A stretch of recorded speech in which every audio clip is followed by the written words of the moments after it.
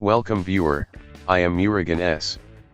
This video tutorial describes how to disable auto lock in Windows 11. Click Start, Settings, Accounts.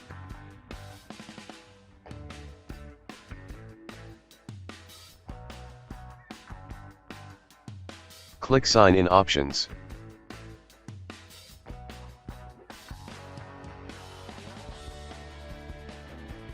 Change to Never.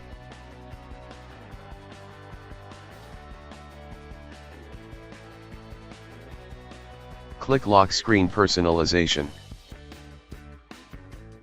Click Screensaver. Uncheck on Resume Display Logon Screen, click Apply, click OK.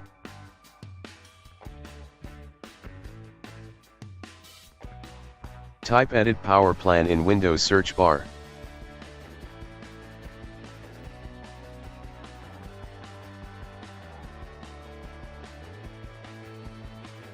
Click Power Options. Click Choose what the power button does. Click Change settings that are currently unavailable. Uncheck Lock, click Save Changes.